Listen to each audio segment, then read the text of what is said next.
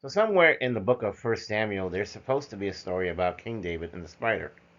When King David was still a boy, watching over his father's sheep, he often came upon spiders' webs strung across the tree branches and shining in the sun.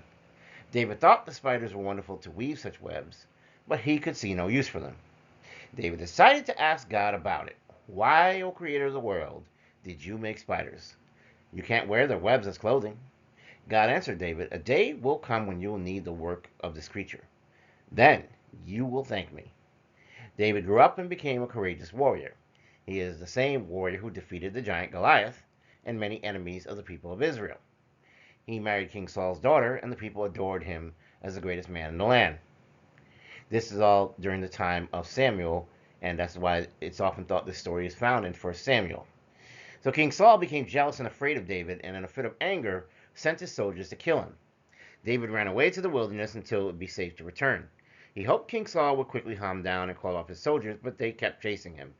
At last, the soldiers were very close, so David ran into a cave to hide. He heard the footsteps of the men, and he knew they would soon find him and they were close by. David was so afraid he shook, and his bones began to hurt. Then David saw a big spider at the front of the cave. Very quickly, the spider began to spin a web all the way across the opening. Just before the soldiers came up to the cave, the spider finished the web. As the men started to enter the cave, they ran into the web. They noticed, look, this web is unbroken. If David were here, he'd have torn the web to pieces. I see no sign of that. This web is intact. Therefore, he must be hiding somewhere else. Let's go. So because of the spider's work, David's life was spared. David understood that God was wise and thanked God for making all these creatures, especially the spiders. This is a traditional Jewish story, and if you go on the internet and look for it, you'll find the story, but you won't find it in the book of Samuel. And for whatever reason, it did not make it into the text, so it's not in the Torah and not in the Bible as we know it. But yet, many Jewish people know the story about the interesting interaction between David and Saul's soldiers. So now let's talk about the nonlinearity of time. In contemporary storytelling, particularly within film and television, we have this concept of time as being increasingly portrayed as nonlinear and cyclical. This idea comes from ancient mythologies and modern science theories, and it illuminates the intricate relationships between fate, choice, and consequence. This video will explore how these themes manifest through various narratives, particularly through the lenses of the Egyptian goddess Neith, Marvel's cinematic universe, the haunting tales of the Haunting of Bly Manor, and the philosophical musings of the Merovingian from the Wachowski brothers' movie The Matrix. By examining these narratives, we uncover a profound understanding of time's complexities and the way our perceptions of fate can indeed shape our realities. So let's first begin with the idea of the web of fate and ultimately our multiverse. The Egyptian goddess Neith, known for her wisdom and skill in weaving, embodies the notion of fate as a complex web. Her companions, the spiders, symbolize the interconnectedness of destiny, each strand representing a different possibility based on choices throughout existence. This perspective resonates with the multiverse concept explored in Sony's Across the Spider-Verse, where alternate realities reflect the many worlds interpretation of quantum mechanics. Each decision leads to a branching timeline, creating infinite versions of ourselves across parallel universes. This idea invites viewers to consider how choices, even the smallest, can dramatically alter our paths. And this applies also to the main MCU as well. So in Marvel's Avengers Infinity War as well as Endgame, we're introduced to time travel as a mechanism for exploring these themes. The film suggests that attempts to alter past events do not change the original timeline, instead, they create new branches of that timeline. This concept culminates in the Loki series, where the character Loki grapples with the repercussions of his actions. After escaping with the Tesseract from Endgame, he encounters the Time Variance Authority, which is known as the TVA, led by He Who Remains, who is a variant of Kang the Conqueror. The TVA's role in pruning timelines echoes the idea of controlling fate, raising questions about what is free will and what is destiny. And so from this, we now segue to the complexity of time through the eyes of the Merovingian from the Matrix, as well as retrocausality from quantum mechanics. The Merovingian from the Matrix series offers a unique perspective on causality that complements these discussions. Obsessed with the idea that every action has a consequence, he embodies a deterministic view of reality. one where free will does not exist but only causality. If we adopt the viewpoint to incorporate retrocausality, an emerging concept in quantum physics that suggests future events can in fact influence past occurrences, we can see a more complex interplay between fate and choice. The Merovingians' belief that causality is the only thing that matters takes on new dimensions when considering that decisions made in the present can ripple backward in time, affecting outcomes in ways that challenge traditional notions of linearity. This notion now aligns also with the MCU's Loki experiences, where he time slips backwards and forwards in time, and Lilia Carterou's events in Agatha All Along, and using her divination to be able to move backwards and forward in time as well with her consciousness. So we can think of this as web of interconnectedness rather than a straightforward line. Lilia navigates her gift and begins to see the importance of embracing a non-linear understanding of time, while Loki's struggle with his own timeline highlights the unpredictable nature of causality in a multiverse. So then we look at the echoes of fate in Loki and as well in Agatha All Along, as understood by these two different MCU series. Loki's journey illustrates the chaos of nonlinear time. His experience of time slipping, physically jumping back and forth, mirrors the broader themes of choice and consequence. Meanwhile, Lilia possesses the ability to see events in both directions of time, a gift that complicates her existence. Her struggle to control this power reflects a deep-seated anxiety about fate. As she begins to learn how to abandon linear thinking, she begins to understand her role in a cyclical timeline.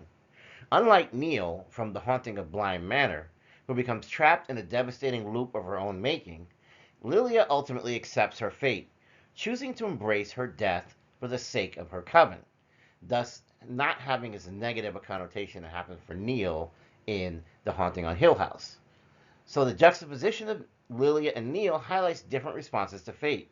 Neil's haunting experience culminates in tragedy, where her future self becomes a specter of her past choices, driving her towards despair.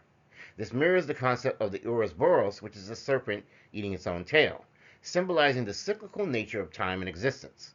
The uncertainty of what came first, Neil's descent into madness, or the appearance of the bent-necked lady, adds to the narrative's horror. In contrast, Lilia's acceptance of her fate of death at the end of the episode in her trial showed that she understood agency and responsibility and was prepared to face it. So what is our conclusion? As we embrace the cycles of time, these narratives, which are explored in Loki, Agatha All Along, The Haunting of Bly Manor, as well as the philosophical reflections of the Merovingian character in The Matrix, collectively suggest that time is not a linear progression, but rather a series of cycles influenced by choices and circumstances. These stories encourage audiences to contemplate the implications of decisions both on individual lives as well as the broader tapestry of existence. As we grapple with the non-linear nature of time and the branching paths of fate, these tales resonate with a deeper philosophical inquiry into the human experience.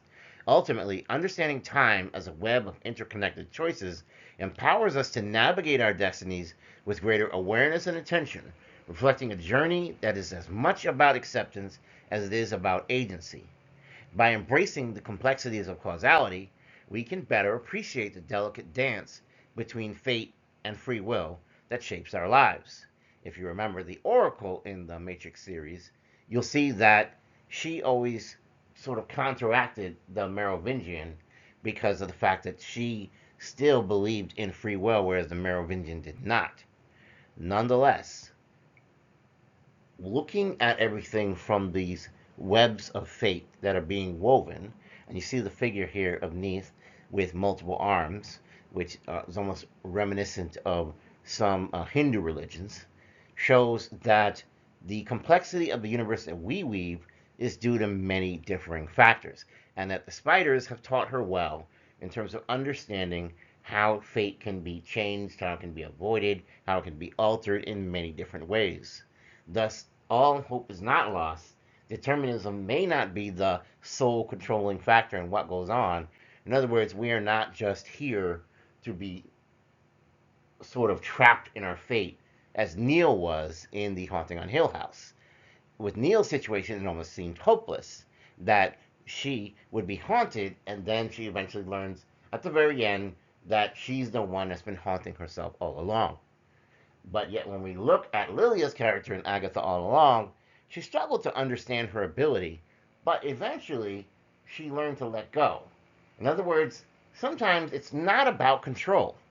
Control is the one thing we love to do as human beings, right? Because if we see entropy, we want to stop that, right? We want to create order. We want to create organization. We want things to happen all nicely and neatly. We want to clean things up. We want to organize things in a way that is clean and prim and proper. However, sometimes life just doesn't lend itself to being neat and prim and proper. Sometimes to make an omelet, you have to break a few eggs. And so, what you really need to understand is it's more about the journey and it's less about trying to control everything, because the more you try to control, the more the universe will fight you back. Remember, there are many people on many different paths and many different journeys all going at the same time. One single person cannot necessarily control the entire course of the universe, but different people acting in different ways can find that the universe can become very responsive once you have your intentions in the right place. Once you align your intentions with your life's purpose and the direction you're going in, you can surrender that and let it go to the universe, the Almighty God Himself or herself, as God will find a way for things to be orchestrated in a very divine fashion. That's the divine mystery, that everything seems to work itself out the way it's supposed to. And so when we think of things in this way, we really understand that time is not necessarily a linear thing, because sometimes the choices we make may have even come from the future back to us as thoughts that pop into our heads. But we don't realize where these thoughts are coming from. But nonetheless, it is entirely possible that the future is influencing the past, as well as the past influencing the future, and so forth and so on. If you enjoyed this message, please like, share, and subscribe. If you're new here, welcome aboard to the safe space. If you're returning, I appreciate you so much and the love you give to this channel. In the name of the Most High God, I wish you health, wealth, prosperity, and abundance, blessings, and protection. And remember, you have choices, but don't try to force it. Allow the universe to take you down the rightful path.